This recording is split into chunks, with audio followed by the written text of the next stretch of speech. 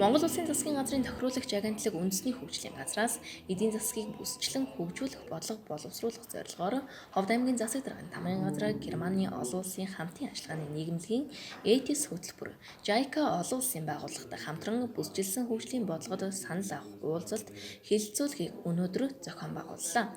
Тус хэлэлцүүлэгт аймаг сумдын удирдлагууд, холбогдох байгууллагуудын удирдлага мэргэжилтнүүдийн төлөөлөл 200 гаруй хүн оролцож санал солилцсон юм. Хэлэлцүүлгийн эхэнд үндэсний хөгжлийн газар, шинжлэх ухааны академи, Германы олон улсын хамтын ажиллагааны нийгэмлэг болон эрчим хүчний хөгжлийн төлөө Монголын нийгэмлэгийн төлөөллүүд, бүсчилсэн хөгжлийн бодлого боловсруулах арга зүй, орон нутгийн хөгжлийн бодлого төлөвлөлт, тогтвортой хөгжлийн түншлэл, эрчим хүчний хөгжил байршлын судалгаа, байгаль орчин аялал жуулчлалын салбарын хөгжил, байршлын төлөвлөлт, бүсчилсэн хөгжлийн үзэл баримтлал, дэд бүтцийн тэнхлэгүүд ба мянганы зам сэдвүүдээр илтгэл танилцууллаа. Ховд аймгийн хувьд бүс нутгийн хөгжил, хүний хөгжил, эдийн засгийн хөгжлөөрөө тэргүүлэх зорилт тавин ажиллаж байгаа талаар аймаг орон нутгийн удирдлагууд хэлж байна.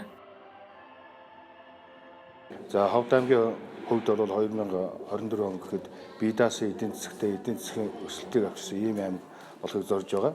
Бүсчилсэн хөгжлийн үзэл баримтлалын асуудлыг ярина гэдэг бол хүний хөгжлийн асуудлыг ярих ёстой. Дээрээс нь эдийн засгийн өсөлтийн асуудлыг ярих ёстой. Хүний хөгжлийн хувьд бол бид нэр хүний эрүүл мэндийн тусламж үйлчилгээг үзүүлэх чиглэлээр мөн ерхий боловсрол болон ихтэйд сургуулийн боловсролын түвшинд, соёл урлагийн түвшинд бид нар яаж явах юм бэ? Энэ чиглэлийн хүний хөгжлийн асуудлыг бол бид нар өнөөдөр бас энэ хэлэлцүүлэгт нэлээд төлхөө оруулах ёстой. Ялангуяа Ховд их сургуулиа төвшүүлсэн бид нар чинь хүний хөгжлийн төв аймаг болохын зорилт төвшүүлээд 2012 оноос эхлээд оюунлаг Ховд гэдэг хөтөлбөрийг бас хэрэгжүүлж нөгөө эрүүл үетэй саруул ухаантай бүтээл сэтгэлгээтэй Ховд хүнийг бий болохыг зорж байгаа аймгийн хувьд бол энэ хүний хөгжлийн асуудлаа өнөөдөр нэгдүгээр ярих ёстой.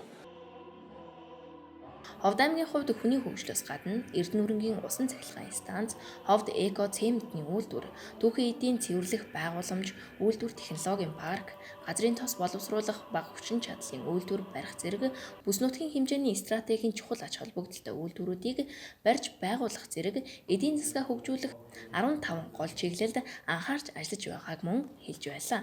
За өнөөдрийн хэлэлцүүлэгт оролцогчид эдгээр томоохон зорилтуудыг ажил хэрэг болгож эрчим хүчний экспортлогч, барилгын материал үйлдвэрлэгч аймаг болох Ховд нисэх буудлыг өргөтгөх, баруун бүсийг малын өвчлөлгүй эрүүл бүс нутаг болгоход анхаарч ажиллах зэрэг саналуудыг гаргаж бүсийн хөгжлийн бодлогод тусгах шаардлагатай болохыг хэлэлцүүлгийг зохион байгуулагчдад уламжиллаа.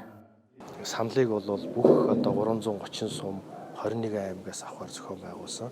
Бүх сургалтууд бол өнгөрсөн жил бол хийгдээд явж байна. 7 сарын 1 гэхэд бол 21 аймгийн албан ёсны иргэдийн хурлаар баталгаажуулсан саналууд бол дууссан байх ёстой.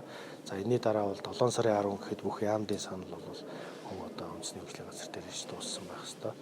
За ингээд 9 сар хүртэл бол дотоодын болон Японы олон улсын хамтын ажиллагааны нийгэмлэгийн баг бол бас Монгол Улсын засгийн газартай хамтарч ажиллаж байгаа. Энэ баг бол ажиллаад 9 сард бол бодлогын эхний хувилбарыг гаргаж ирнэ. За энэ хувилбар дээр бол цаашдын бүсүүдийн тогтолцоо ямар байх вэ? Бүсийн хилээцгаар ямар байх вэ? За энэний тэргүүлэх бүсийн тулгуур төвүүд нь хаана байх вэ? Тэр нь ямар салбараар дагнах вэ гэх мэт бүх бодлого шийдвэр бол тодорхой болох юм байна. За энийг дагсан дэд бүтцийн төлөвлөлтүүд буюу холболтын авт зам, төмөр зам, эрчим хүч харилцаа холбоо гэсэн энэ салбарууд дагаж яаж хөгжих вэ? За мөн нутагшил суурьшил буюу барилга хот төлөвлөлтийн асуудлууд цаашаа яаж явах вэ гэдэг энэ бүх бодлого бол 9 сард бол эхний хувилбар гараад үндэсний төвшөнд бас нэлээд хэлэлцүүлгүүд явж 11 сар хүртэл явах юм байна. Ингэснээр бол энэ бүх оролцогч талуудын гадаад дотоодын зөвлөхүүд хамтарсан иргэд өөрсдөө оролцсон энэ хэлэлцүүлэг маань бол 11 сард засгийн газарт өргөн баригдчих их хурлаар орох ийм төлөвлөгөөтэй ажиллаж байгаа. Бүсчилсэн хөгжлийн бодлогын баримт бичгээр бүсчилсэн хөгжлийн арга замыг тодорхойлж, нутаг дэвсгэрийн хөгжлийн тэнцвэрийг хангах төрийн байгуулалт, эдийн засаг, нийгэм соёл, хүн амын нутагшилд, хот байгуулалт, гадаад хамтын ажиллагааны таатай орчныг бүрдүүлэх, орон нутгийн хөгжлийг дэмжих үйл ажиллагааны зарчмыг тодорхойлох чухал ач холбогдолтой юм.